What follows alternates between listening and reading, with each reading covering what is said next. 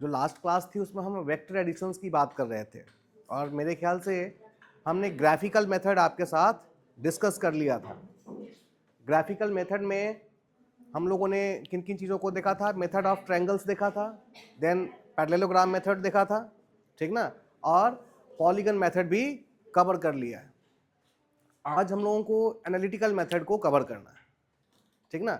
ध्यान रहे, चाहे वो ग्राफिकल मेथड हो या फिर एनालिटिकल मेथड हो, दोनों में रिजल्ट क्या रहेगा? सेम रहेगा। अंतर सिर्फ तरीके का है। ग्राफिकल मेथड में जब हम करते हैं तो हमें पेंसिल चाहिए होता है, हमें एक प्रॉपर स्केल चाहिए होता है, ठीक ना। स्केल और पेंसिल की मदद से हम ड्रॉ कर पाते हैं, रिजल्टेंट फाइंड आउट कर पाते हैं। लेकिन एनालिटिकल मेथड में हमें किसी स्केल मेजरिंग सिस्टम की कोई रिक्वायरमेंट नहीं, हमें सिर्फ पेन या पेंसिल और पेज चाहिए, उसके माध्यम से हम लोग क्या कर सकते हैं? रिजल्टेंट फाइंड आउट कर सकते हैं। क्लियर है? तो हमने ग्राफिकल मेथड देखा था और आज हम लोग एनालिटिकल मेथड से स्टार्ट करेंगे। चलिए स्टार्ट करते हैं, ठीक है। हम लोग एनालिटिकल मेथड से क्या देखने वाले हैं? Triangles law of vector addition, ठीक है। पिछले क्लास में जब हम लोगों ने ग्राफिकल मेथड पढ़ा तो हम लोगों ने क्या सीखा वहां? कि यदि कोई दो वेक्टर है जो मैग्नीट्यूड और डायरेक्शन में किसी ट्रायंगल के दो साइड को रिप्रेजेंट करता है, ठीक है। फिर से ध्यान से सुने, यदि कोई दो वेक्टर जिसका मैग्नीट्यूड और डायरेक्शन ऐसा है कि उससे हम किसी ट्रायंगल के दो साइड को क्या कर रहे हैं? रिप्रेजेंट कर रहे हैं, तो ट्रायंगल का जो तीसरा साइड होगा, जिसको कि हम क्लोजिंग साइड कहते हैं, वो जो क्लोजिंग साइड होगा वो उन दो वेक्टर्स का क्या बन जाएगा? रिजल्टेंट बन जाएगा। बात समझ में आ रही है? पिछले क्लास में मैंने एग्जांपल लिया था कि हमारे पास एक वेक्टर ए था और एक वेक्टर बी था, ठीक ना। इन दोनों को हमें ऐड करना था, ठीक है। और ए और बी के बीच का एंगल कितना था भाई? Suppose this angle is theta. Vector A और वेक्टर बी के बीच का एंगल कितना था? थीटा था। तो जब हम इन दोनों को कनेक्ट करेंगे, पहले मैंने वेक्टर ए ले लिया और इसके हेड से किसको जोड़ेंगे? वेक्टर बी को। क्या ध्यान रखते हुए? इस एंगल का ध्यान रखते हुए, यानी पैरेलली इसको यहां से यहां क्या कर देंगे? शिफ्ट कर देंगे। This is your vector B, ठीक है। तो इनका जो क्लोजिंग साइड होगा, ये जो साइड होगा, ये साइड ही हमें क्या देगा? इन दोनों का रिजल्टेंट देगा, ठीक है। इन दोनों का जो रिजल्टेंट होगा ये होगा, this will be the resultant. ये हमने ग्राफिकल मेथड में सीखा था और आज हमें इसी चीज को साबित करना है कि वहां तो हमने रिजल्टेंट निकाला ही था, हमें आज देखना है कि आज जब हम एनालिटिकल मेथड से काम करने वाले हैं और फाइंड आउट करने वाले हैं, उस केस में हम ये रिजल्टेंट कैसे फाइंड आउट करें। क्योंकि उसके लिए ग्राफिकल मेथड के लिए हमें एक प्रॉपर स्केल लेना था, पेंसिल लेना था, ताकि इन चीजों को मेजर करके हम वहां फाइंड आउट रिजल्टेंट कर पाए। लेकिन बिना पेन पेंसिल और स्केल के आज हम लोग क्या निकालेंगे? रिजल्टेंट फाइंड आउट करके देखेंगे। और ये जो मेथड है, इसी मेथड को हम क्या कहते हैं? Analytical method. Suppose this is O, this is P and this is Q, ठीक है। यहां पर हमारे पास दो वेक्टर हैं, एक वेक्टर A है और एक वेक्टर B है, ठीक है। इस वेक्टर्स को हम ट्रायंगल के दो साइड के रूप में रिप्रेजेंट कर रहे हैं। ट्रायंगल का पहला साइड है OP और दूसरा साइड है PQ, ठीक ना।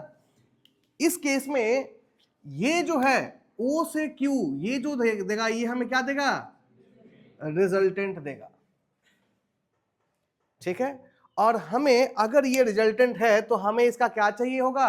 मैग्नीट्यूड चाहिए होगा और डायरेक्शन चाहिए होगा। तो हमारा वर्क यही है कि हम मैथमेटिकल मेथड या एनालिटिकल मेथड से आर दैट इज जो रिजल्टेंट है वो कैसे फाइंड आउट करें। आइए देखते हैं।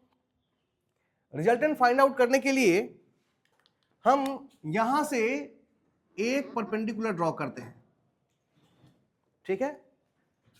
सपोज ओ पी क्यू था और इसका नाम मैंने दे दिया आर। सो आर तो है ही यहां पे, तो इसको एक नया नाम दे दीजिए, suppose this is S. Clear है? नाउ ये एंगल कितना हमने लिया था? दिस एंगल वाज थीटा, और ये थीटा क्या है? Angle between A and B. Clear है? थीटा हमारा वेक्टर ए और वेक्टर बी के बीच का क्या है? एंगल है।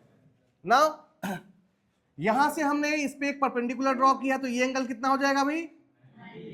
90 डिग्री। ठीक है। नाउ अगर आप बड़े ट्रायंगल को लें, triangle O Q S, O Q S is a right angle triangle, ठीक है। नाउ अच्छा, हम ये सब कर क्यों रहे भाई? एक ही मकसद है, क्या निकालना? आर का मैग्नीट्यूड। जो रिजल्टेंट है इसका मैग्नीट्यूड निकालना मैथमेटिकल तरीके से, ठीक है। अब हमने राइट एंगल ट्रायंगल कंसीडर कर लिया है ओ क्यू एस। इसमें आर के बदले हम क्या लिख सकते हैं? ओ क्यू का स्क्वायर लिख सकते हैं। ओ क्यू का स्क्वायर इज इक्वल टू क्या हो जाएगा? क्यू एस का स्क्वायर प्लस ओ एस का स्क्वायर। कोई समस्या नहीं। देखेंगे यहां this is Q S plus O S. O से एस को क्या लिख सकते हैं भाई? ओ से पी प्लस, ऐसे लिख सकते हैं क्या? ओपी प्लस पी एस, इसका square. Now this is A plus B का होल स्क्वायर। क्या लिख सकते हैं भाई? क्यू एस का स्क्वायर प्लस ओपी का square plus 2 OP P S लिख सकते हैं।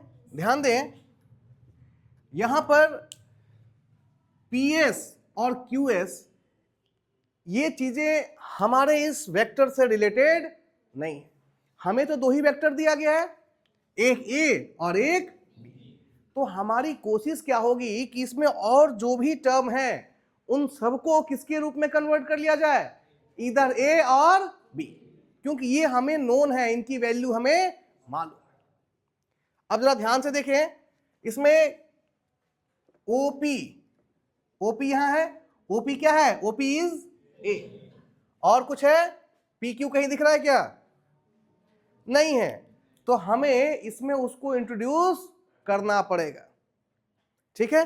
ध्यान दें कैसे भाई, पी क्यू कैसे आएगा?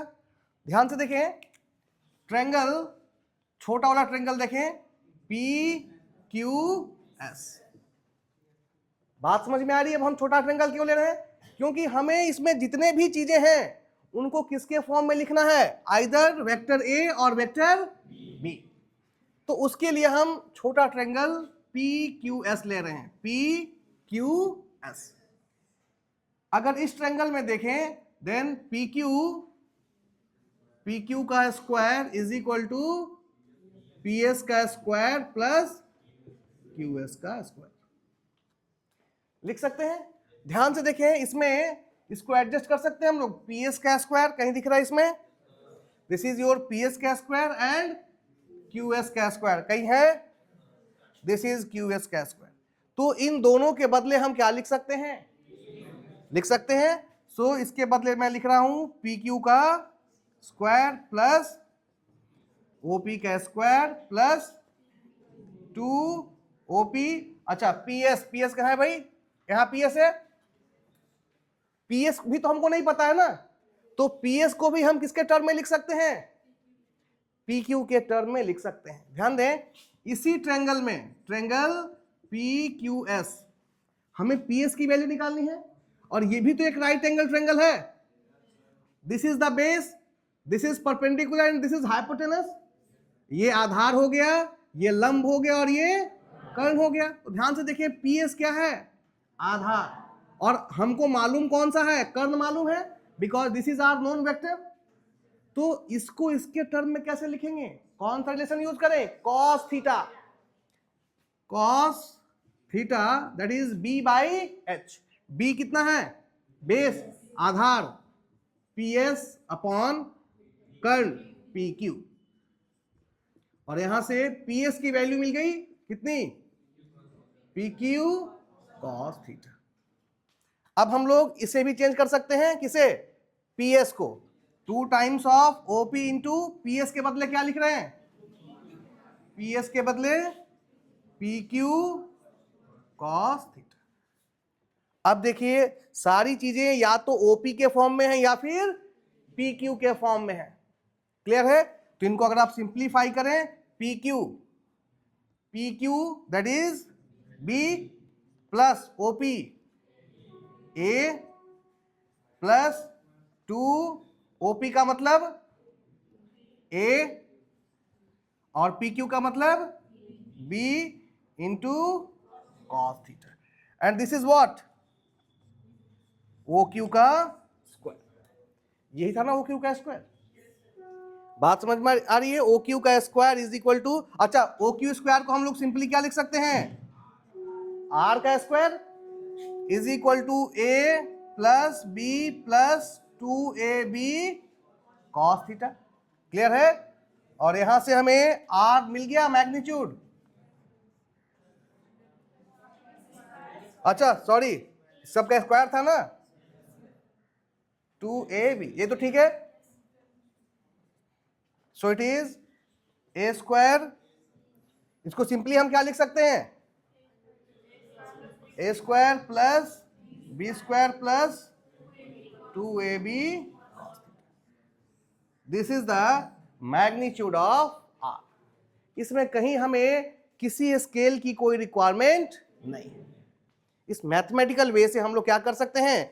रिजल्टेंट का मैग्नीट्यूड फाइंड आउट कर सकते हैं। नाउ अगर आर वेक्टर है, जो रिजल्टेंट तो वेक्टर ही होगा, ठीक ना? तो इसके पास मैग्नीट्यूड के साथ साथ क्या होनी चाहिए? डायरेक्शन। तो इसका डायरेक्शन कैसे निकालें भाई? अब डायरेक्शन भी हमको तो मैथमेटिकल वे में ही निकालना है ना। ध्यान दें, सपोज हमने मान लिया कि ये रिजल्टेंट वेक्टर ए के साथ कितना एंगल बनाया? अल्फा।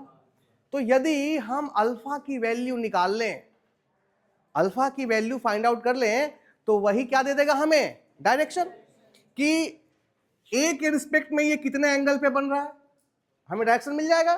सपोज 30 डिग्री, अल्फा की वैल्यू 30 आती है, इसका मतलब ए से 30 डिग्री पर कौन जा रहा है? हमारा रिजल्टेंट है, तो हमें डायरेक्शन मिल गई। ठीक है, तो अब हमारा मकसद क्या निकालना है? अल्फा। फॉर डायरेक्शन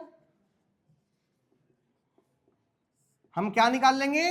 अल्फा की वैल्यू। तो हमें मिल जाएगा कि रिजल्टेंट ए के साथ कितना एंगल बना रहा है। क्लियर है? अल्फा निकालने का तरीका भी क्या है? हम कौन सा एंगल सिलेक्ट करें? कौन सा ट्रायंगल लें? Triangle O Q S. Tan alpha कितना हो जाएगा? Q S upon O S. Q S को हमने ऑलरेडी निकाल के रखा है। क्यू एस कहीं निकाला था क्या? क्यू एस निकालना है upon O S. O S को क्या लिख सकते हैं बताइए? OP plus P S. Tan alpha is equal to, ध्यान दें क्यू एस की वैल्यू कितनी होगी? अब देखिए फिर छोटे वाले ट्रायंगल में देखिए हमें क्या निकालना है? Q S. तो कौन सा एंगल लें? Sine cos? Sine. Sine theta is equal to P by H, लंब अपॉन कर्ण। तो लंब हो गया कितना? क्यू एस, और कर्ण कितना हो गया आपका? P Q. और यहां से Q S is equal to P Q sine, सारी वैल्यूज हमें मिल चुकी है, यहां पुट कर देंगे, क्यू एस की जगह कितना पुट कर देंगे, P Q sign theta upon OP. OP को क्या लिख सकते हैं, ए, अब पी क्यू को क्या लिख सकते थे भाई, अच्छा अभी रहने दे, अभी ऐसे ही रहने दे, OP plus P S, P S हमने निकाल के रखा है कितना, पी क्यू कॉस थीटा, ठीक है। सो टेन अल्फा कितना हो जाएगा, पी क्यू को क्या लिख सकते हैं भाई, B sine theta upon A plus B cos theta, this is the value of tan alpha. तो हमें क्या चाहिए, alpha, alpha is equal to tan inverse B sine theta upon A plus cos theta. Clear है। तो यहां से हमने resultant निकाला और यहां से हमने डायरेक्शन, ये समझ में आ रही है, ठीक। तो एनालिटिकल मेथड हो या जो हमारा ग्राफिकल मेथड हो, दोनों में रिजल्टेंट और डायरेक्शन की वैल्यू सेम आएगी, उसमें कोई डिफरेंस नहीं होगा, बट तरीका क्या है, अलग अलग। अब एक चीज और जाने, वहां पर ग्राफिकल मेथड में हमने मेथड ऑफ ट्रायंगल देखा था, मेथड ऑफ पैरेललोग्राम देखा था और पॉलीगन देखा था। यहां उन सबको देखने की आवश्यकता नहीं, एक ही काफी है। क्यों, ध्यान से देखें, ये ट्रायंगल बनाना, अब इसी को मैं अगर मैं पैरेललोग्राम बनाऊं तो सिंपली इसको उठाकर कहां रख देंगे, इस पोजीशन पे, तब ये साइड यहां आ जाएगा और ये क्या बन जाएगा, पैरेललोग्राम, और उसका ये डायगोनल बन जाएगा, तो भी रिजल्टेंट क्या रहेगा, वही रहेगा। और पॉलीगन में आपने देखा था कि पॉलीगन मेथड कुछ है नहीं, वो है क्या, मेथड ऑफ ट्रायंगल ही है, उसमें 10 वेक्टर दिए, कोई फर्क नहीं पड़ता, हम एक बार में कितने को कंसीडर करेंगे, 2 को कंसीडर करके आगे बढ़े। तो एनालिटिकल मेथड बिल्कुल यही रहेगा, चाहे कोई भी मेथड हो, हमें चलना इसी से। क्लियर है, इससे हम लोग को फाइंड आउट करना है। बात समझ में आ रही है, चलिए आगे बढ़ते हैं। रिजल्टेंट हमारा कितना आया, root under A square plus B square plus cos theta, और टेन अल्फा कितना आया था भाई, B sine theta upon cos theta, ठीक है। आइए, एनालिटिकल मेथड से जब हम लोगों ने फाइंड आउट किया तो हमें रिजल्टेंट की ये वैल्यू मिली और इससे हमें डायरेक्शन मिल गया रिजल्टेंट का। अब यहाँ पर कुछ स्पेशल केसेस हैं जिनके विषय में मैंने आपको ग्राफिकल मेथड में भी बताया था। अगर आप अपना पेज पलट कर देखेंगे तो आपको पता चलेगा कि मैंने वहाँ पर 2 वेक्टर को पैरेलल में लिया था। अगर आप देखें पीछे जाकर के, तो मैंने एक वेक्टर ए और एक vector B, this 2 vector were parallel, और हमने इसका क्या निकाला था, रिजल्टेंट आर, और हमने दिखाया था कि R is equal to A plus B. एक एग्जांपल मैंने और भी लिया था जहां मैंने बी के डायरेक्शन को क्या कर दिया था, ऑपोजिट कर दिया था। उस केस में रिजल्टेंट क्या आया था, ए माइनस बी, और हमने कहा था कि ए प्लस बी रिजल्टेंट का जो मैग्नीट्यूड होगा वो मैक्सिमम होगा और ए माइनस बी रिजल्टेंट का मिनिमम मैग्नीट्यूड होगा। और अदर्स, अच्छा, जब ए प्लस बी मिला था तो एंगल कितना था, हमने पैरेलल लिया था, और जब हमने अपोजिट लिया था तो एंगल कितना था, 180 डिग्री। और हमने कहा था कि 0 के लिए ये मैग्नीट्यूड होगा और 180 के लिए ये होगा, और रिमेनिंग एंगल के लिए जो मैग्नीट्यूड की वैल्यू होगी वो a माइनस बी से a प्लस बी के बीच में ही क्या होगी, वैरी करेगी। ठीक है, ये इन चीजों को हम यहां पर एनालिटिकल मेथड से भी प्रूव करके देख सकते हैं। एक बार हम एंगल कितना लेंगे, 0, एक बार हम एंगल कितना लेंगे, और एक बार हम ले लेंगे 9, ताकि इन चीजों को वेरीफाई किया जा सके कि जो मैग्नीट्यूड की वैल्यू है वो a प्लस बी और a माइनस बी के बीच में ही क्या करता है, वैरी करता है। आइए देखते हैं।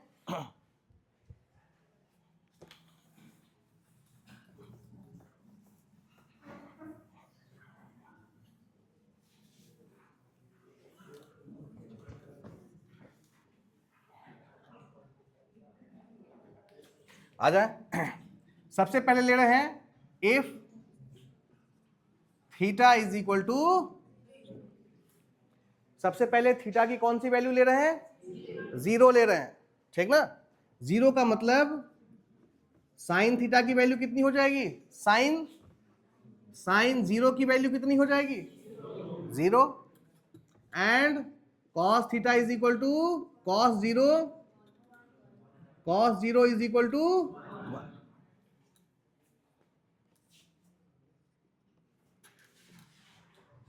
ठीक है ना। अगर आप रिजल्टेंट निकालें किसके लिए? थीटा इज इक्वल टू 0, क्या आएगा भाई? A square plus B square plus 2ab and cos 0। तो ये क्या हो गया? Root under a plus B का whole square, that is equal to, ये फर्स्ट कंडीशन था जहां रिजल्टेंट r किसके बराबर था? a प्लस बी के बराबर था। क्लियर है? 0 डिग्री का मतलब दोनों ही क्या हो? पैरेलल हो। बात समझ में आ रही है ना। सेकंड केस लें, if theta is equal to 90 degree, in that case sine theta is equal to sine 90 that is 1 and cos theta is equal to cos 90 is equal to 0।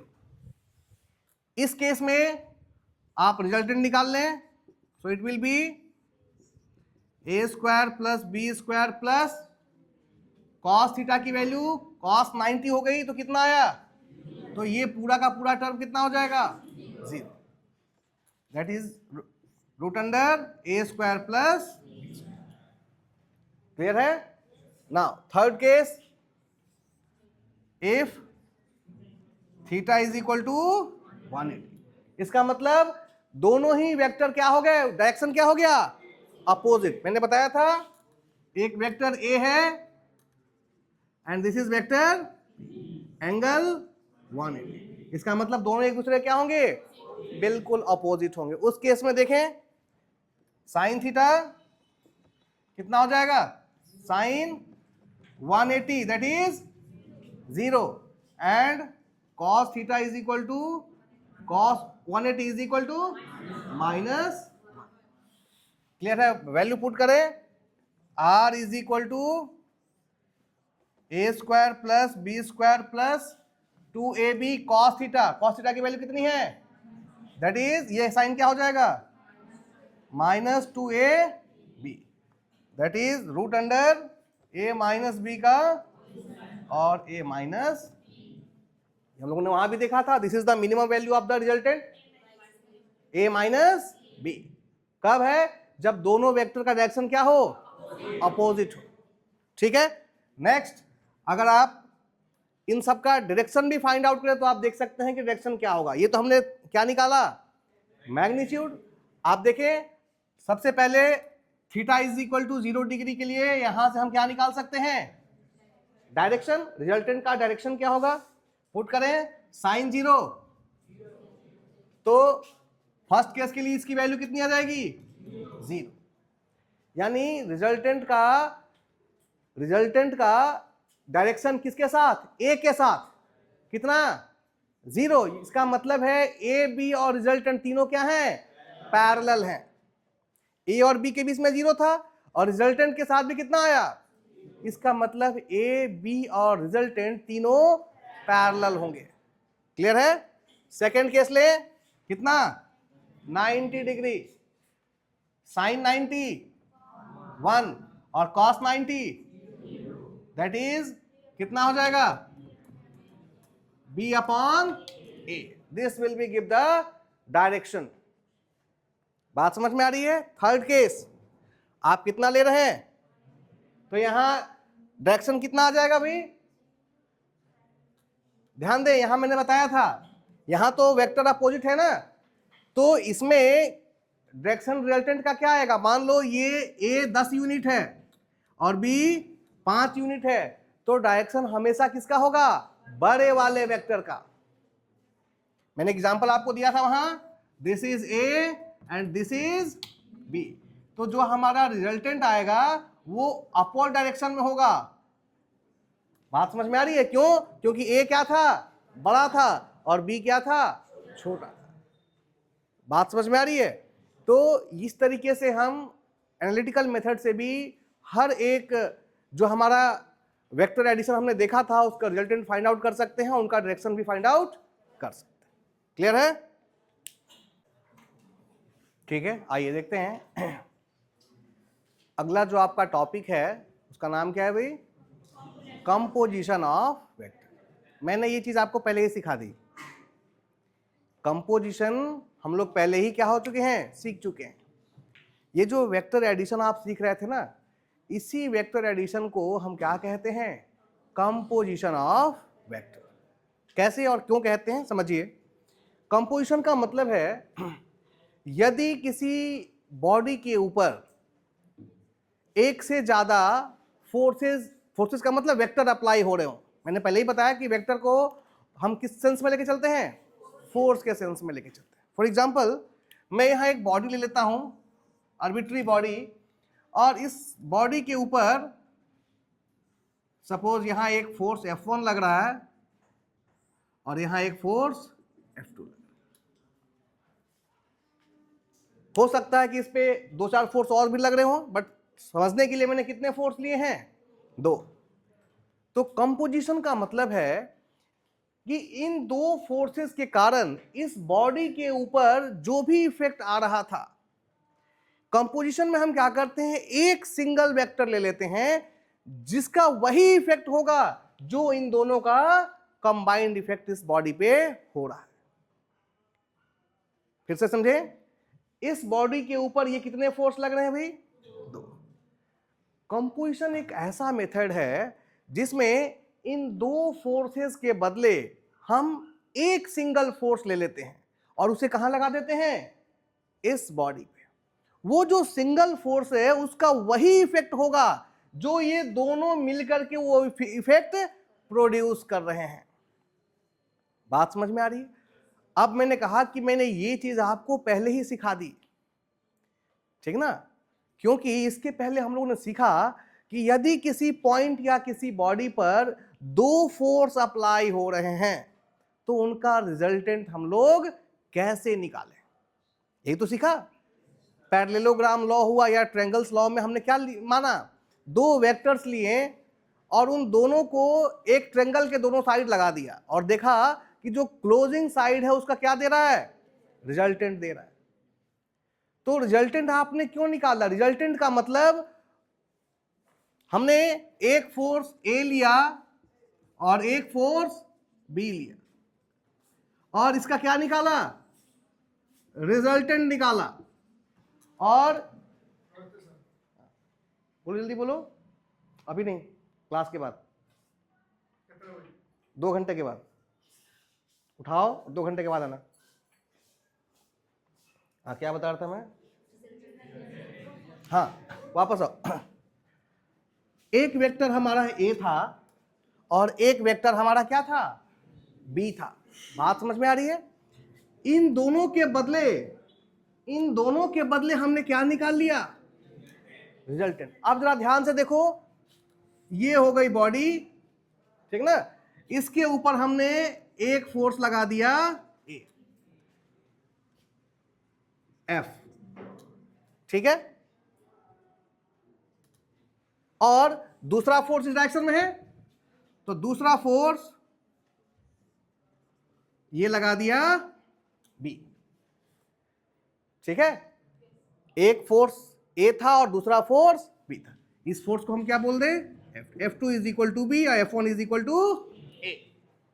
F1 is equal to vector A vector B. बात समझ में आ रही है? अब ये 2 vectors एक body के ऊपर अप्लाई हो रहे हैं। क्लियर है? ये 2 वेक्टर्स एक बॉडी के ऊपर अप्लाई।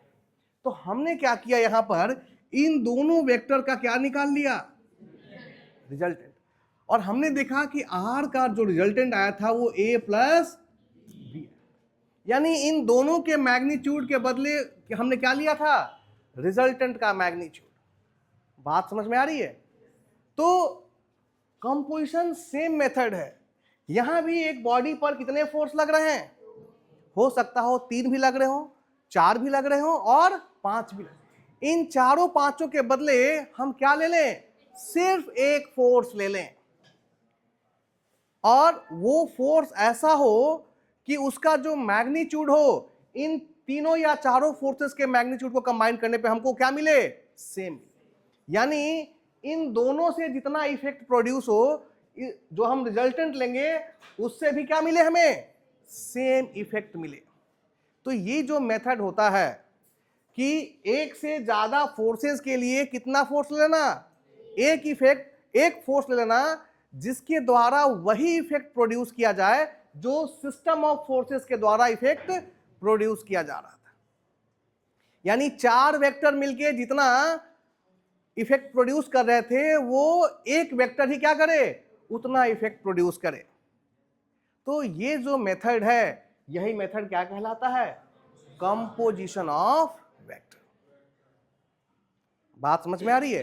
तो कंपोजिशन ऑफ वेक्टर हम कितने तरीके से निकालते हैं? ट्रायंगल लॉ से निकालते हैं, पैरेललोग्राम से निकालते हैं, पॉलीगन से। आपने देखा था पॉलीगन में हमारे पास 2 से ज्यादा वेक्टर थे, और उन सबके बदले हमने क्या निकाला? एक रिजल्टेंट निकाला, और उस रिजल्टेंट का इफेक्ट वही था जो चारों मिलकर के प्रोड्यूस कर रहे थे। रिजल्टेंट का मतलब क्या है? रस्सी खींचने वाला खेल देखा है?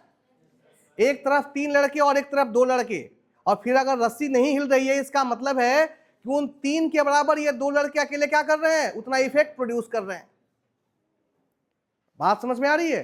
तो कंपोजिशन का मतलब यही है। कंपोजिशन में हम लोग क्या करते हैं, एक से ज्यादा फोर्स यदि किसी पॉइंट पे लग रहा है तो उन सब के लिए हम कितना फोर्स ले लेते हैं? एक सिंगल फोर्स। आप कहेंगे सर ऐसा क्यों? जब हम मैकेनिक्स में किसी प्रॉब्लम को सॉल्व करते हैं तो हमें कई जगह ऐसे तरीके अपनाने पड़ते हैं जहां अगर नंबर ऑफ फोर्सेस ज्यादा है तो हमें कैलकुलेशन में समस्या आती है। तो for ease of simplicity, calculation को आसान करने के लिए हम डिफरेंट फोर्सेस के बदले क्या ले लेते हैं? एक रिजल्टेंट फोर्स लेते हैं जो उन सब के बराबर इफेक्ट क्या करता हो? सेम इफेक्ट देता हो। और कभी कभी यदि किसी सिस्टम में सिर्फ एक फोर्स लग रहा है, ठीक ना, तो कैलकुलेशन को आसान बनाने के लिए हम इसे एक से ज्यादा कंपोनेंट में क्या कर देते हैं? ब्रेक कर देते हैं। उसे कहते हैं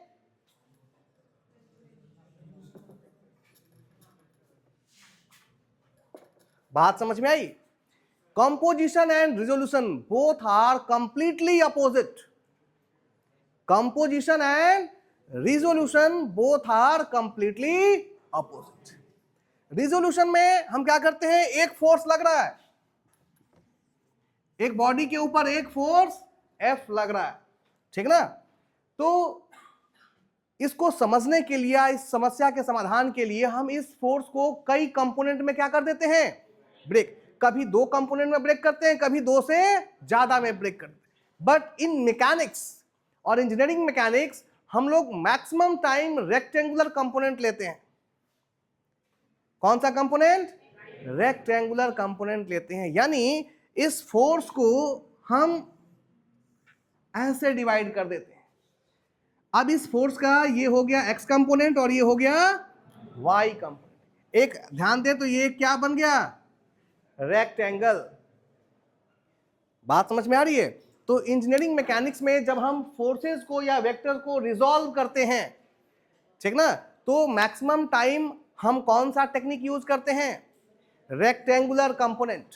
हम किसमें ब्रेक करते हैं? अब कहेंगे सर ऐसा क्यों? इसका भी एक ही पर्पस है, for the ease of simplicity. जब हम रेक्टेंगुलर कंपोनेंट में ब्रेक करते हैं तो हमारे लिए काम क्या हो जाता है? ज्यादा आसान हो जाता है।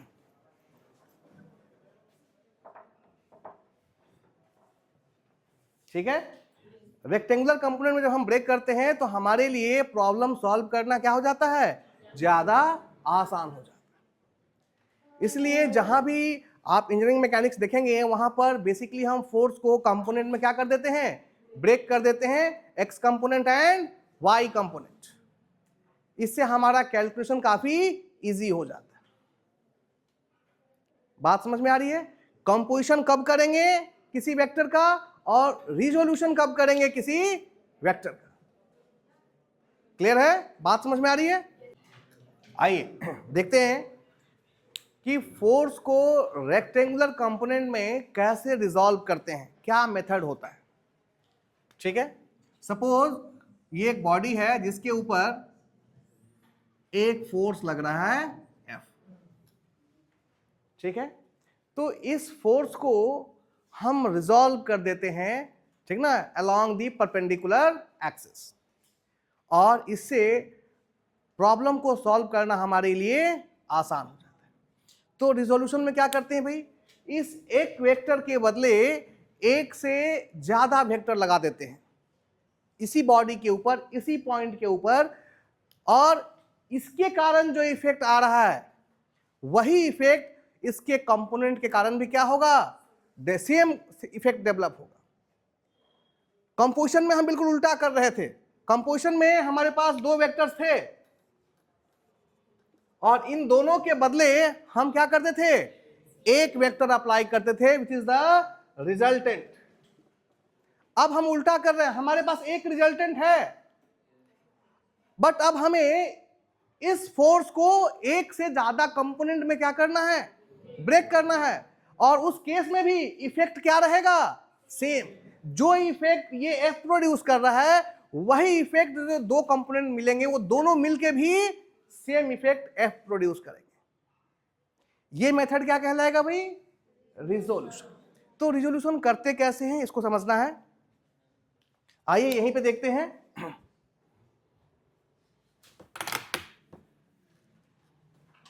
इस फोर्स को मैं रिजॉल्व कर रहा हूं, जहां भी रिजॉल्व करना होता है वहां पर हम क्या करते हैं, एक्सेस ड्रॉ कर देते हैं। ठीक है, इस पॉइंट पे हमें रिजॉल्व करना है, तो इस पॉइंट पर हम जो हमारा कोऑर्डिनेट सिस्टम होता है वो क्या कर देते हैं, ड्रॉ कर देते हैं, और इस पॉइंट को क्या बना लेंगे, ऑरिजिन।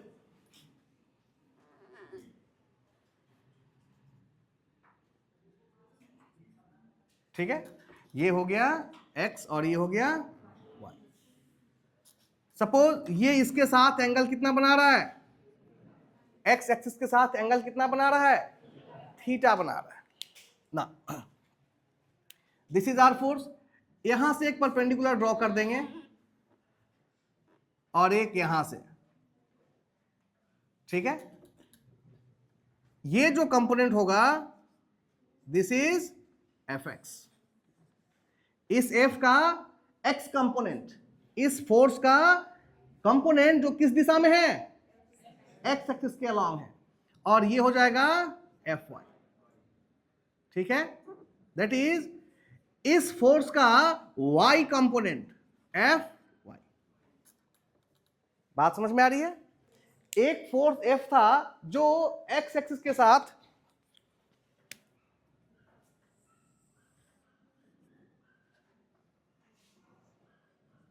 एक्स एक्सिस के साथ कितना एंगल बना रहा था, थीटा।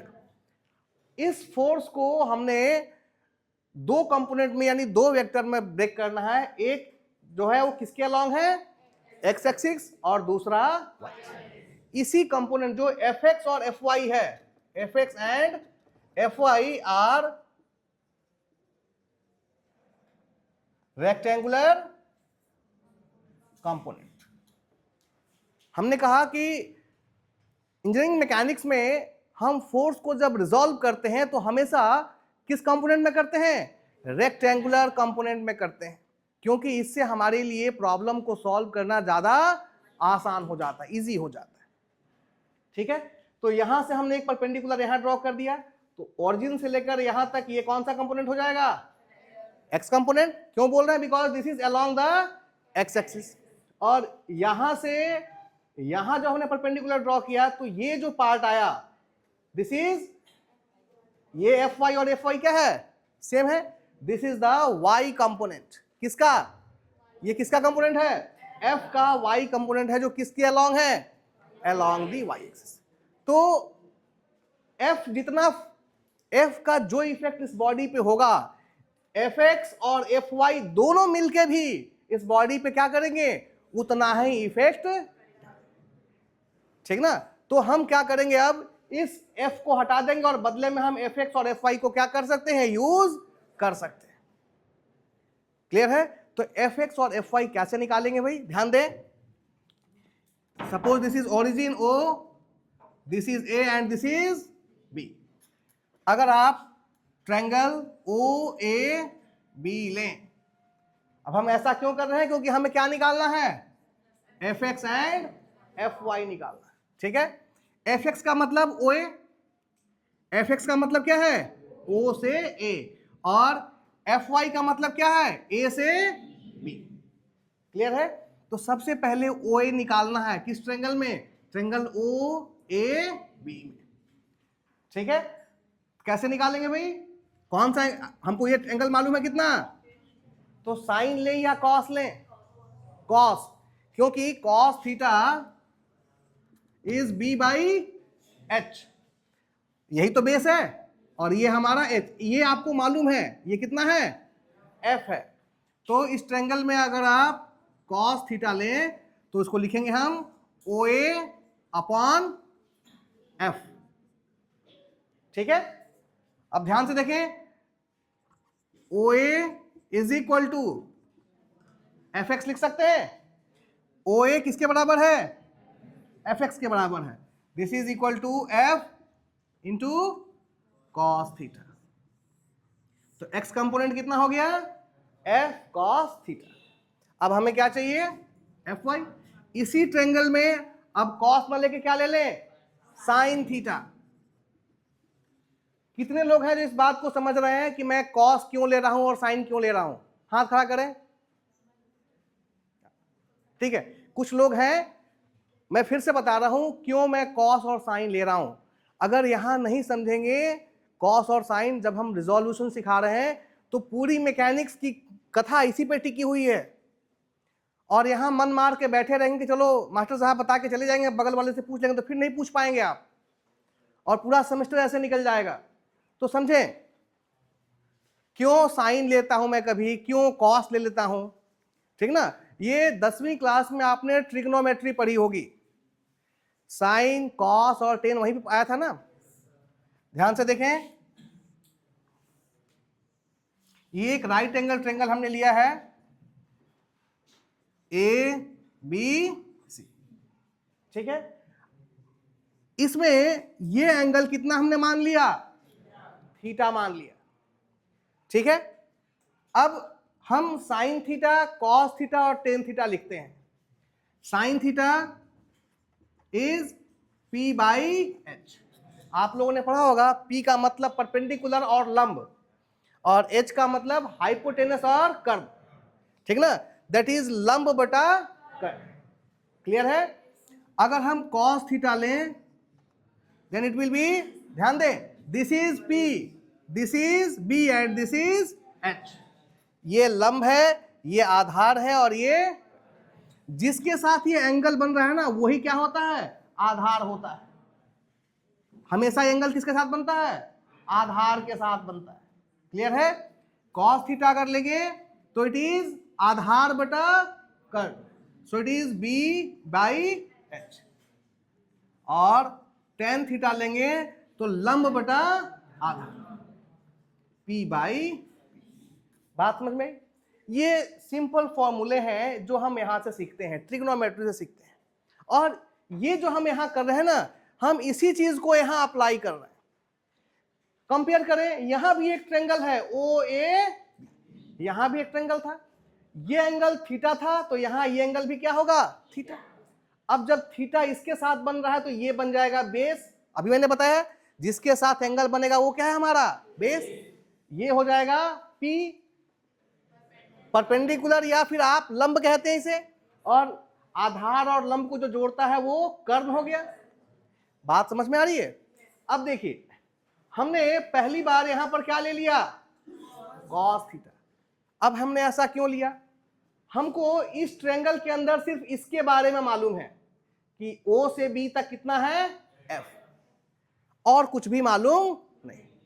तो हमको ट्रायंगल में इसी के टर्म में सभी को लिखना है, यानी यदि OA की वैल्यू निकालनी है तो हम किसके टर्म में निकालेंगे, F के टर्म में।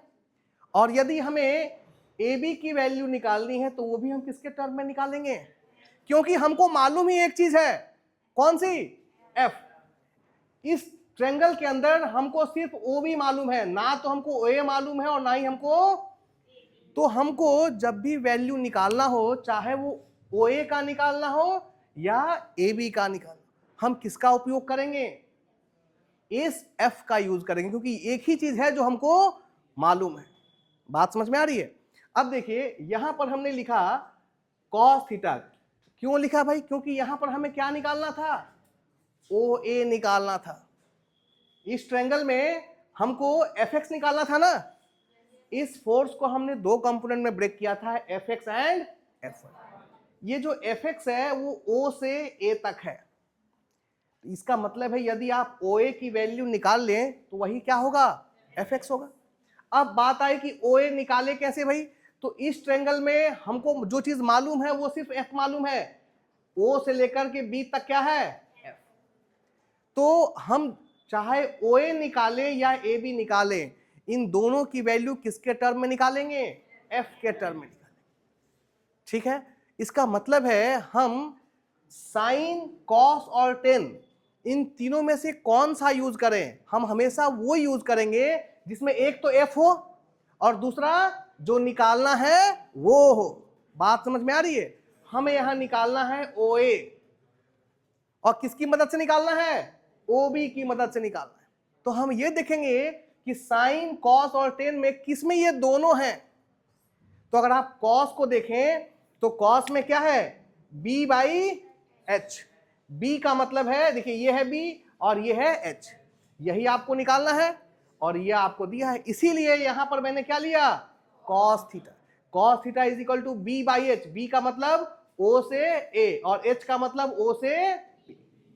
अब देखिए यहां से जब आप ओ ए निकालेंगे तो ओ ए को ही हमने क्या माना है, एफ एक्स, क्योंकि हमारा मतलब एफ एक्स से है। तो O A is equal to F X is equal to F किसके साथ मल्टीप्लाई होगा, cos theta. So F X is equal to क्या मिल गया, F cos theta. In the same way जब हमको ए बी निकालना है, ठीक ना, ए बी निकालने का मतलब, और निकालेंगे किसकी मदद से, ओ बी की मदद से, क्योंकि यही मालूम है।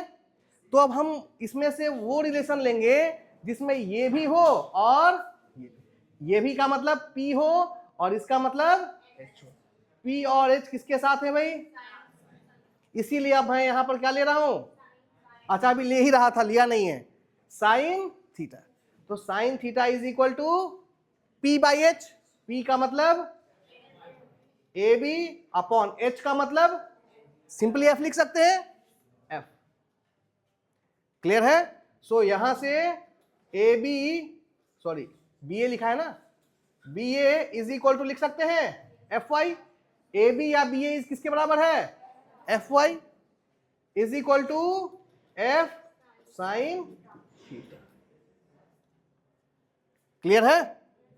तो ये जो एफ एक्स और एफ वाई आया, ये दोनों मिलकर सेम इफेक्ट प्रोड्यूस करेगा जो अकेला कौन कर रहा था, एफ कर रहा था। तो ये जो मेथड होता है इसी को हम क्या कहते हैं, रिजोल्यूशन ऑफ फोर्स कहते हैं या वेक्टर्स कहते हैं। बात समझ में आई। ध्यान दें, घर जाकर के इस चीज को 2 बार 3 बार करें। अगर आपने सच में नहीं सीखा है तो 2 से 3 बार जरूर करें, नहीं क्योंकि पूरी मैकेनिक्स ये इसी के आसपास चलेगी। हर जगह आपको फोर्स रिजॉल्व करना पड़ेगा, इससे फ्री होने वाले नहीं हैं। अगर फिर भी नहीं समझ में आ रहा है तो हमारे केबिन में आ सकते हैं कि एक बार फिर से बताओ, इसे नहीं समझ पाया मैं। बात समझ में आ रही है। लेकिन इसको सीखना बहुत जरूरी है। अगर मैकेनिक्स में सही से आगे बढ़ना है तो रिजोल्यूशन ऑफ फोर्स आना चाहिए। क्लियर है। रिजोल्यूशन अगर हमने सीख लिया है तो मैं एक छोटा सा एग्जांपल ले रहा हूं जहां आपकी हम लोग फोर्स को क्या करेंगे, रिजॉल्व करेंगे। ठीक ना। यहां पर हमने एक स्लोप लिया है, हॉरिजॉन्टल के साथ एंगल कितना बना रहा है, थीटा, और इस स्लोप के ऊपर एक सिस्टम है जिसका मास कितना है, m। तो mg डाउनवर्ड लग रहा होगा, ठीक ना।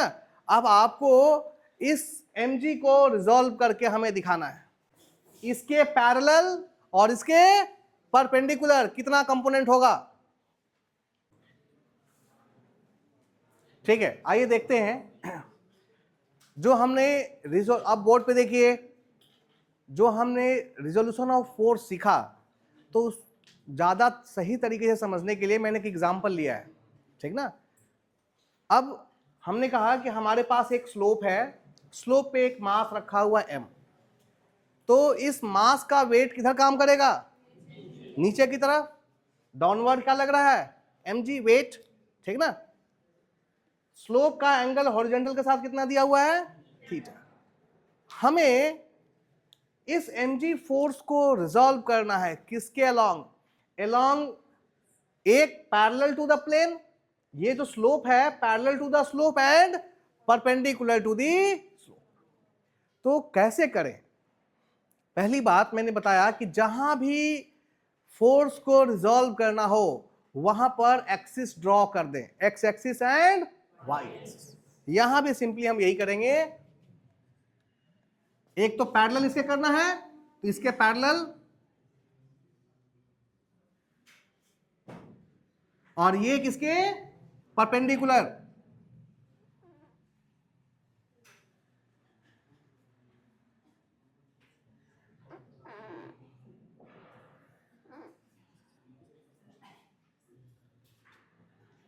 बात समझ में आ रही है, जिस पॉइंट पे भी फोर्स को रिजॉल्व करना हो वहां पर हम कोऑर्डिनेट्स क्या कर देंगे, एक्स एक्सिस और वाई एक्सिस को ड्रॉ कर देंगे। तो हमें यहां प्लेन के पैरेलल रिजॉल्व करना था, और प्लेन के पर अभी हमने कहा ना कि हम कौन सा कंपोनेंट लेते हैं, रेक्टेंगुलर कंपोनेंट।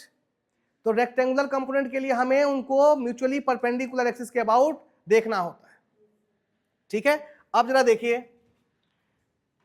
ये जो कंपोनेंट जो इस लाइन के अलोंग होगा वो component parallel to the plane होगा, और जो कंपोनेंट इस लाइन के अलोंग होगा that is perpendicular to the plane.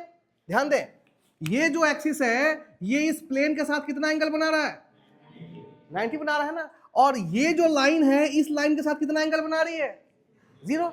यानी ये एक्सिस इस प्लेन के क्या हुआ, पैरेलल हुआ, और ये एक्सिस इस प्लेन का क्या हुआ, परपेंडिकुलर हुआ। तो हमें यही दोनों कंपोनेंट फाइंड आउट करने होते हैं। अब पहला काम हमने क्या किया कि जहां भी रिजॉल्व करना है वहां पर हम एक्स और वाई एक्सिस ड्रॉ कर दें, हमने कर दिया। दूसरा देखना होगा हमें थीटा कितना है, हम लोगों ने बात की थी अभी थीटा की, तो थीटा जैसे अभी हमने यहां पे केस लिया था, ये एफ था, तो ये हॉरिजेंटल या वर्टिकल के साथ कितना, यही एंगल क्या था हमारा। तो यहां भी हमारे लिए इंपॉर्टेंट है कि जो भी फोर्स है, यहां फोर्स कौन सा है भाई, mg, फोर्स नीचे की तरफ लग रहा है mg, फोर्स किसी एक्सिस के साथ कितना एंगल बना रहा है। तो ये चीज हमें निकालना होगा। ये चीज निकालने के लिए हम सिंपल ज्योमेट्री यूज करते हैं। ध्यान दें, ये एंगल कितना है, थीटा, ये यहां से परपेंडिकुलर है तो ये एंगल कितना हो गया, 90, ठीक ना। ये एंगल कितना बनेगा भाई, 90 थीटा, ये 90 माइनस थीटा। क्यों भाई, हाँ, किसी ट्रायंगल के तीनों कोनों का योग कितना होगा, जोड़ के देखो आ रहा है, थीटा प्लस 90 प्लस 90 माइनस 90 कितना हुआ, इसका मतलब ये थीटा है, ये 90 है, तो ये कितना होगा। ये बात समझ में आ रही है। अब जरा ध्यान से देखो, ध्यान से देखिए जो मैं दिखा रहा हूं, इसमें और इसमें ये दोनों के बीच का एंगल कितना है, 90 डिग्री है। ये ध्यान दें, ये एक्सिस इसके साथ कितना बना रही है, 90 बना रही है। इतना जो है ये भाग कितना है, 90 माइनस, और ये पूरा यहां से यहां तक ये कितना होगा, ये कितना होगा, ये 90 माइनस थीटा हो गया, तो बचा हुआ पार्ट कितना होगा भाई। क्लियर है, माइंड में बिल्कुल क्लियर हो रहा है ना। फिर से समझो इस बात को, फिर से देखिए, हमने क्या किया, ये थीटा था, ये 90 था, तो ये कितना हो गया 90 माइनस।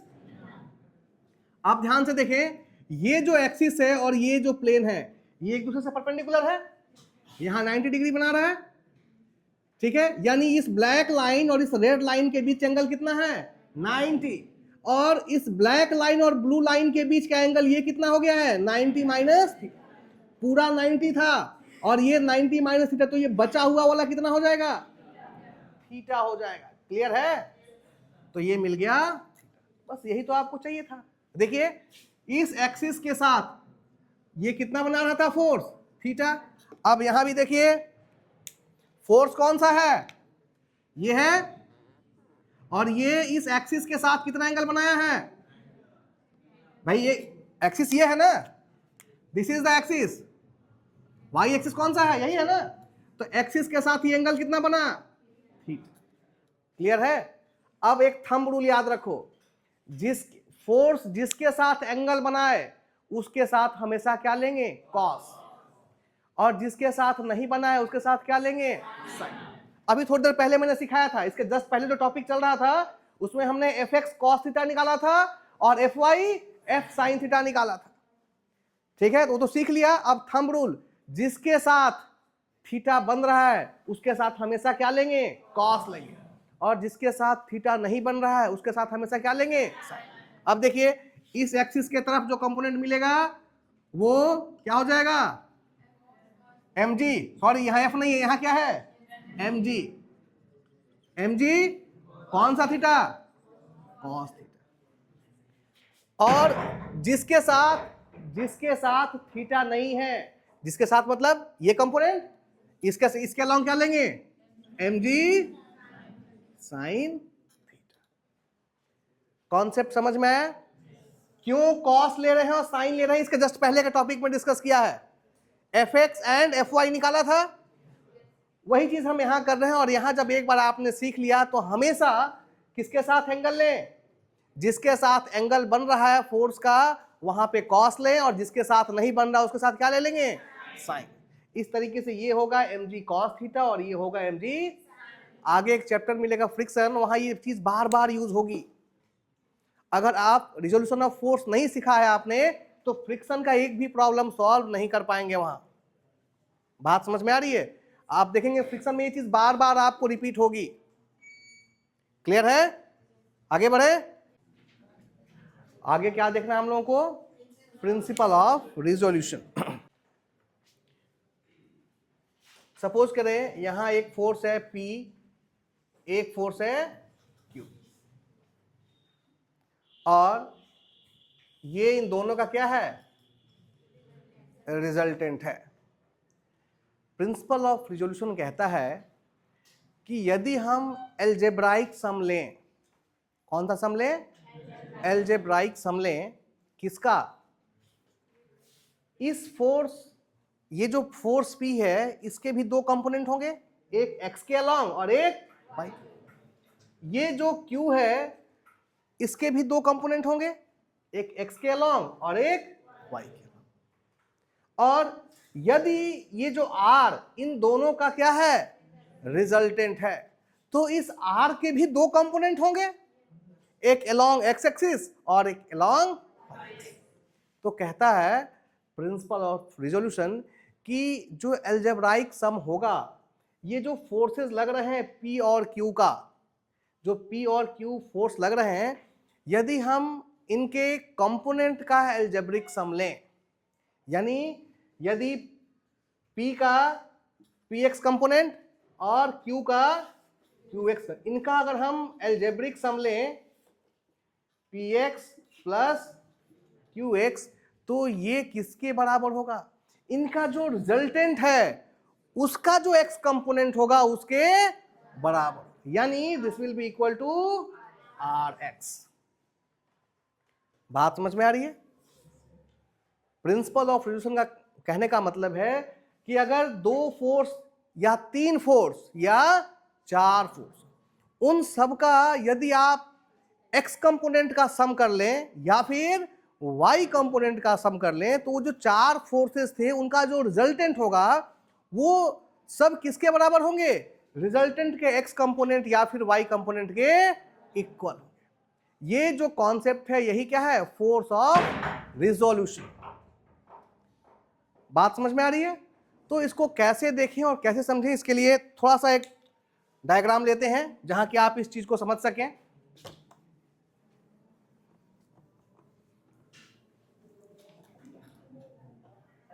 हाँ सर, वो जो mg वाला आप बताए थे इससे पहले, तो उसमें जो x एक्सिस और y एक्सिस लिए हैं, तो वो सर वो मतलब इसमें mg को सीधा ले लेंगे ना y एक्सिस पे, वो तो y एक्सिस पे ही है। अच्छा, एक मिनट थोड़ा सा वापस चलते हैं, ठीक ना, जो डाउट है उसको क्लियर करते हैं। अब देखिए, आपने ध्यान दिया नहीं कि मैंने एक स्लोप लिया था, ठीक ना। अब इस स्लोप पे हमने एक वेट, एक मास रखा था m, ठीक है। ध्यान दें, इसको सही तरीके से समझने के लिए हम एक प्लेन भी ले रहे हैं और इसके ऊपर मास है, ठीक है। अब ध्यान से देखेंगे, ये हुआ mg, क्लियर है। mg फिक्स है, हमेशा किधर लगेगा, टुवर्ड्स डाउनवर्ड। अब ध्यान से देखेंगे क्या हो रहा है, इस प्लेन को, इसी प्लेन को उठा करके मैंने यहां कर दिया, ठीक है। ध्यान से देखो जरा, तो अब ये m हो जाएगा, हाँ जी हो जाएगा। अब देखो जरा, m तो अभी भी यही रहेगा, हाँ क्लियर है। यहां पर जब पहले ये इस अवस्था में था, यहां एक्सिस ड्रॉ करो, ठीक है, क्लियर है। ये है x और ये y। तो जब ये यहां से ऐसे हो गया तो एक्सिस भी कैसे हो जाएगा, ये होगा। तब जरा बताओ कि क्या ये mg इसी के ऊपर लेंगे। डाउट क्लियर हुआ, आगे बढ़े। प्रिंसिपल ऑफ रिजोल्यूशन को समझने के लिए मैंने एक डायग्राम लिया है, ठीक है, जिसमें मैंने दो फोर्सेस को कंसिडर किया है। पहला है Q और दूसरा है P, ठीक है। दो फोर्सेस हैं P एंड Q। इन दोनों का मैग्नीट्यूड और डायरेक्शन ऐसा हमने रखा है कि ये दोनों एक पैरेललोग्राम के क्या बना लिए हैं, मैंने इनको साइड बना लिए, ठीक है। हमारे पास दो फोर्सेस थी, एक को हमने पैरेललोग्राम कौन सा है, OACB, ये पैरेललोग्राम है। हमने लॉ ऑफ पैरेललोग्राम पढ़ा था, parallelogram law of vector addition, ठीक ना।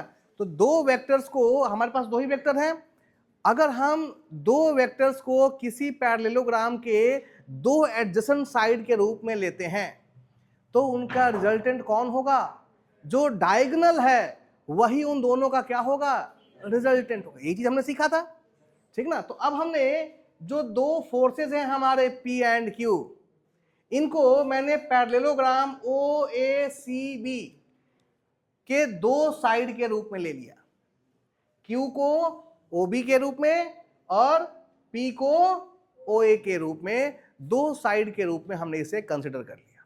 इसका मतलब है जो रिजल्टेंट OC है, जो डायगोनल OC है, वही इनका क्या होगा, रिजल्टेंट।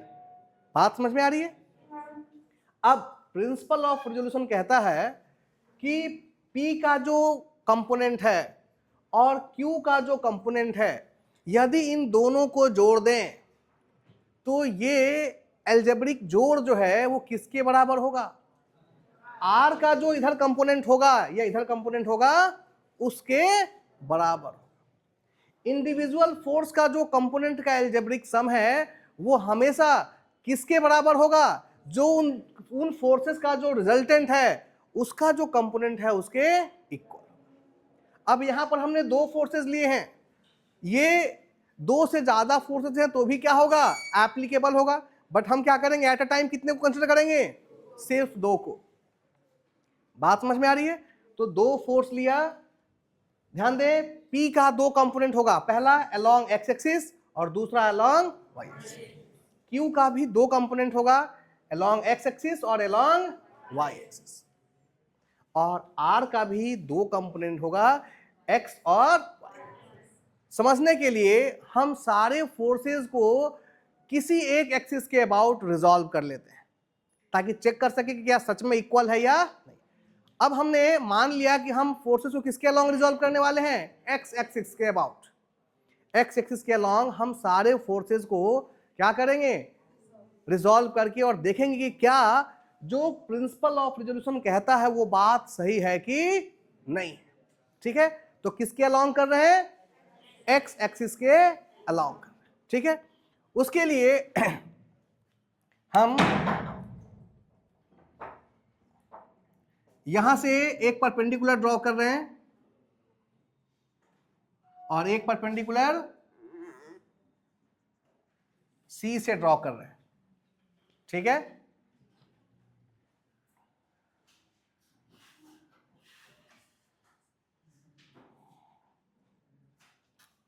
ठीक है, suppose this is L, this is N, this is M।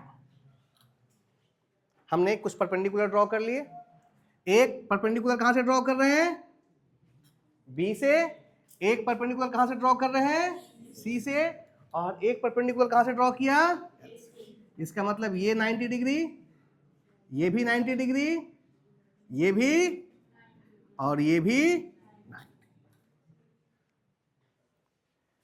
Clear है, ये सारे के सारे क्या हो गए, 90 डिग्री। बात समझ में आ रही है ना।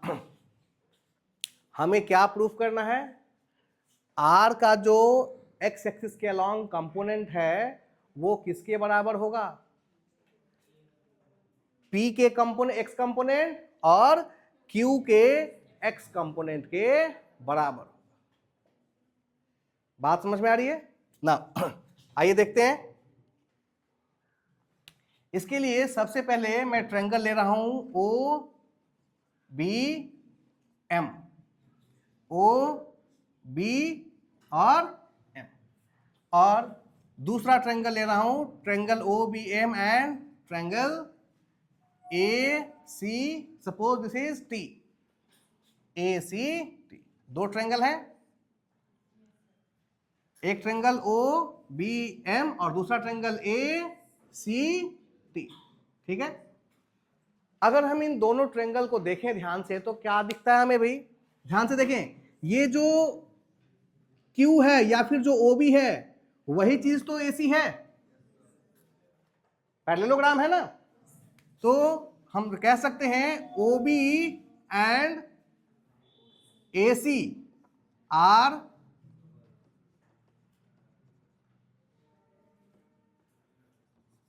पैरेलल। और क्या है भाई, हैविंग इक्वल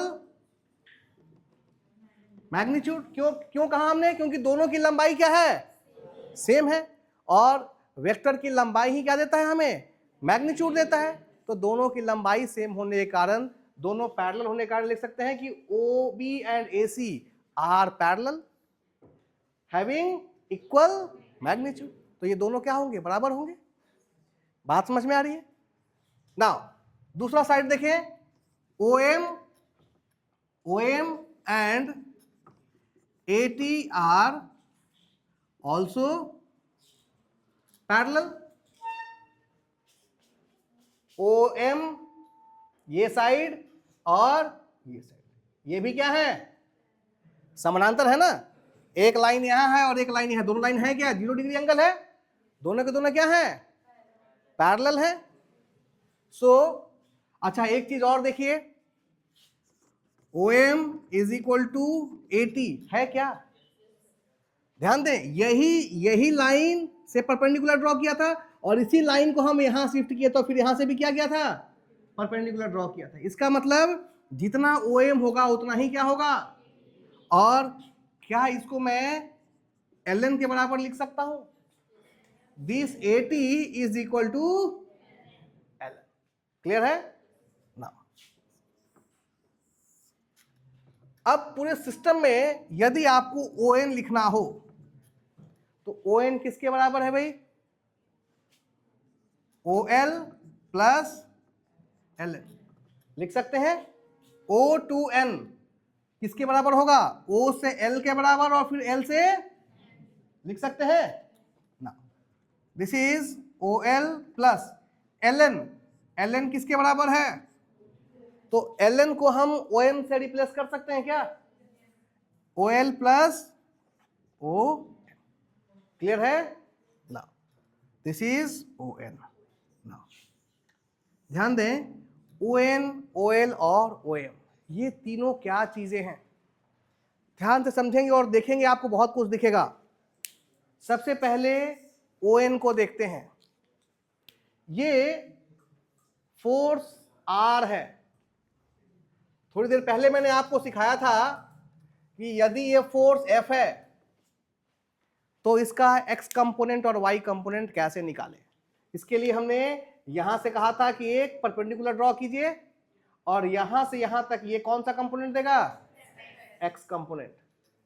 और यहां से यहां ड्रॉ कर दीजिए, ये कंपोनेंट क्या होगा? बात समझ में आ रही है? क्लियर है? यहां पर यदि आप R का X कंपोनेंट निकालें, this will be equal to what? O2। देखिए यही काम, यहां से आपने क्या किया? एक परपेंडिकुलर ड्रॉ किया। यहां C से भी आपने क्या किया है? एक परपेंडिकुलर ड्रॉ किया। यहां से यहां तक X कंपोनेंट था, तो यहां से यहां तक भी क्या होगा? R का X कंपोनेंट। बात समझ में आ रही है? क्लियर है? सो ON is the X component of this resultant R। Clear है? नाउ अब जरा OL के बारे में सोचो। O2L। फोर्स P को जरा ध्यान से देखिए। फोर्स P को ध्यान से देखिए। फोर्स P को रिजॉल्व करेंगे तो मान लो अब ये पहले हमने इसको R कंपोनेंट माना था और अब इसको हम कौन सा फोर्स मान रहे हैं? P। तो P अगर ये P है तो यहां था O और यहां था A। क्लियर था? यहां से यहां पर परपेंडिकुलर डालेंगे तो ये दूरी क्या देगी हमें? इस P का X कंपोनेंट। जरा ध्यान से देखिए, A से हमने एक परपेंडिकुलर ड्रॉ किया है, ठीक ना? तो O से लेके L ये क्या देगा हमें? इस फोर्स P का X कंपोनेंट। बात समझ में आ रही है? So this is OL, nothing but it is the X component of force P. Now, अब OM के विषय में सोचिए जरा। OM क्या है भाई? आप इस फोर्स को देखें, फोर्स Q। Q को भी X और Y कंपोनेंट में ब्रेक करें तो यहां से एक परपेंडिकुलर ड्रॉ करेंगे, किया, और यहां से यहां तक ये Q का क्या देगा? X कंपोनेंट देगा, QX देगा। बात समझ में आ रही है? यानी OM क्या है? It is the X component of force Q। बात समझ में आ रही है? तो हम लोग यहां क्या लिखेंगे? ON को लिख सकते हैं X component of R is equal to X component of OL क्या था? P plus X component of, यही क्या है? Principle of resolution. इसमें इसने यही हमें बताया था कि कितने भी नंबर ऑफ फोर्स हैं, यदि उन सब का हम X कंपोनेंट निकाल लें और उन सब का क्या निकाल लें? Y कंपोनेंट, सभी के X कंपोनेंट को जोड़ दें तो उन सब का सम किसके बराबर होगा? उन सब का जो रिजल्टेंट होगा उसके X कंपोनेंट के बराबर। और जितने Y कंपोनेंट हैं, यदि इन सारे Y कंपोनेंट को जोड़ दें तो रिजल्टेंट का जो Y कंपोनेंट होगा इन सब के सम के बराबर।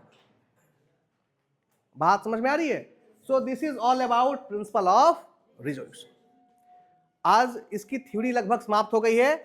नेक्स्ट क्लास में हम लोग यहां से फोर्स के रिजोल्यूशन के ऊपर और फोर्स के कंपोजिशन के ऊपर दो न्यूमेरिकल प्रॉब्लम करेंगे ताकि अंडरस्टैंडिंग बिल्कुल क्लियर हो जाए।